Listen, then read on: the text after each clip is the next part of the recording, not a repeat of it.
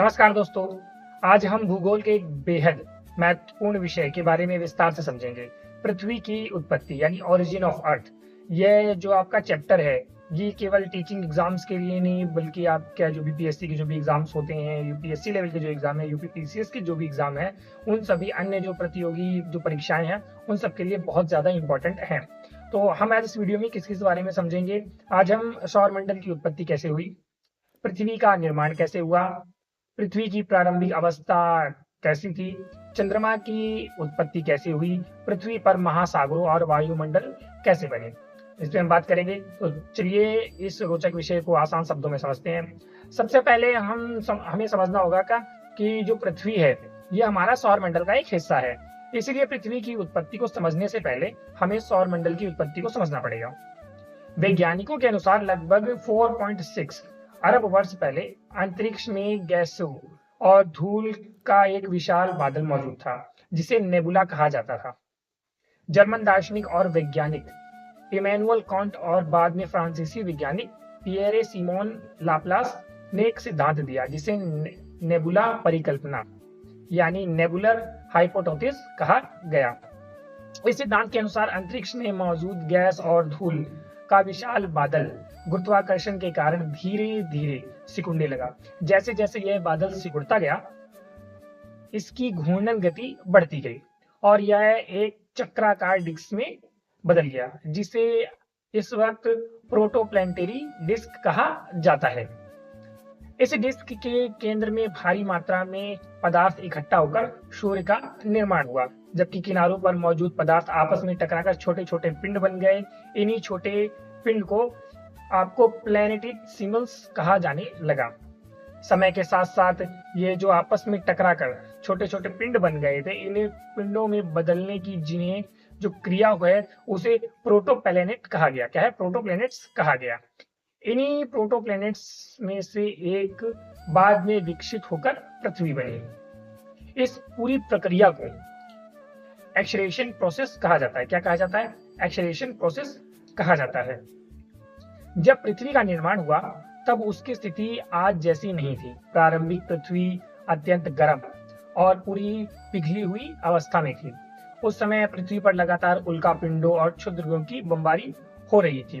पृथ्वी का इतिहास का यह प्रारंभ जो काल था, इसे हेडियन कल्प, क्या हेडियन ऑयन कहा जाने लगा। क्या कहने लगा? हेडियन कल्प कहा जाने लगा। जब पृथ्वी धीरे धीरे ठंडी होने लगी तब उसके अंदर मौजूद भारी और हल्के तत्व अलग अलग परतों में व्यवस्थित हो गए। इस प्रक्रिया को क्या कहते हैं? डिफरेंशिएशन कहते हैं। क्या कहते हैं? डिफरेंशिएशन कहते हैं। इस प्रक्रिया के परिणाम स्वरूप जो पृथ्वी है वो मुख्य रूप से 3 भागों में विभाजित हुई। 3 प्रमुख परतें बनी। जो सबसे अंदर थी उसे कोर कहा गया, जो लोहे और निकेल से बनी हुई है। क्या है? लोहे और निकेल से बनी हुई है। जो उसके ऊपर वाला था उसको मेंटल कहा गया, उसे वो सिलिकेट चट्टानों से बना है। और जो सबसे ऊपर वाले जो क्रस्ट है या इसे भूपर्पटी के नाम से जाना जाता है। ये इतनी चीजें आपको समझ में आ गई। जो क्रस्ट है इसी पर हमारा जीवन है और इसी पर हम रहते हैं। इतनी बातें आपको क्लियर हो गई है। अब बात करते हैं हम चंद्रमा की उत्पत्ति की। क्या है? अब क्या बात करेंगे हम? चंद्रमा की उत्पत्ति की। वैज्ञानिकों के अनुसार जो चंद्रमा की उत्पत्ति है के लिए सबसे अधिक मान्यता प्राप्त सिद्धांत जायंट इंपैक्ट थ्योरी है। क्या है? Giant impact theory. इस सिद्धांत के अनुसार पृथ्वी के निर्माण के कुछ समय बाद मंगल ग्रह के आकार का एक पिंड, जिसे वैज्ञानिक थियो कहते हैं, पृथ्वी से टकराया। इस टक्कर से पृथ्वी का कुछ पदार्थ अंतरिक्ष में फैल गया और धीरे धीरे वही पदार्थ पृथ्वी के चारों ओर घूमते हुए एकत्रित होकर चंद्रमा में बदल गया। अब सवाल आता है कि पृथ्वी पर वायुमंडल और महासागर कैसे बने। इंपॉर्टेंट सवाल है ये, जो आपके एग्जाम से क्लियर पूछा भी गया है कि अब ये जो पृथ्वी पर वायुमंडल और महासागर कैसे बने। प्रारंभिक पृथ्वी का वायुमंडल आज के वायुमंडल से बिल्कुल ही अलग था, बिल्कुल ही भिन्न था। शुरुआती में पृथ्वी के आसपास हाइड्रोजन और हीलियम जैसी गैसें थी, लेकिन कम गुरुत्वाकर्षण और अधिक तापमान के कारण यह गैस अंतरिक्ष में चली गई। इसके बाद पृथ्वी के अंदर होने वाली ज्वालामुखी जो गतिविधियां थी से कई गैसें बाहर निकली, जैसे जलवाष्प, कार्बन डाइऑक्साइड, नाइट्रोजन इत्यादि। जब पृथ्वी का तापमान धीरे धीरे कम हुआ तो वायुमंडल में मौजूदा जो जलवाष्प थी संघनित होकर बारिश के रूप में गिरने लगी।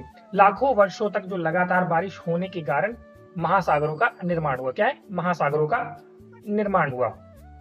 उसके बाद पृथ्वी पर जीवन की शुरुआत कैसी हुई, हम इस पर चर्चा करते हैं।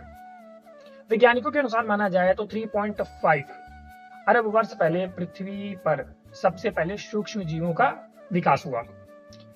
इसमें विशेष रूप से साइनोबैक्टीरिया महत्वपूर्ण थे, क्योंकि इन्हें प्रकाश संश्लेषण यानी फोटोसिंथेसिस की प्रक्रिया शुरू की। धीरे धीरे पृथ्वी के वायुमंडल में ऑक्सीजन की मात्रा बढ़ने लगी। इस प्रक्रिया के कारण पृथ्वी पर जो जटिल जीवन का जो विकास है उसका भी मार्ग प्रशस्त हुआ और स्टार्ट हुआ। अब एक महत्वपूर्ण प्रश्न ये और है कि वैज्ञानिकों ने पृथ्वी की आयु कैसे नापी, यानी पृथ्वी की एज कैसे नापी कि पृथ्वी की एज क्या है। पृथ्वी की आयु का निर्धारण करने के लिए वैज्ञानिक रेडियोमेट्रिक डेटिंग नामक विधि का उपयोग करते हैं। इस विधि में रेडियोधर्मी तत्वों के क्षय की दर को मापा जाता है, जैसे यूरेनियम का लेड में परिवर्तन होना। इस विधि के आधार पर वैज्ञानिकों ने अनुमान लगाया कि पृथ्वी की आयु लगभग 4.54 अरब वर्ष है। कितनी है? 4.54 अरब वर्ष है। तो दोस्तों, आज हमने समझा कि पृथ्वी की उत्पत्ति कैसे हुई, सौरमंडल का निर्माण कैसे हुआ, चंद्रमा कैसे बना और पृथ्वी पर महासागरों वायुमंडलों का जीवन किस तरीके से स्टार्ट हुआ। अगर आपको ये जानकारी उपयोगी लगी है तो लाइक शेयर सब्सक्राइब जरूर कीजिएगा और ऐसे ही इंपॉर्टेंट वीडियो के लिए हमारे चैनल से जरूर जुड़ते रहिएगा।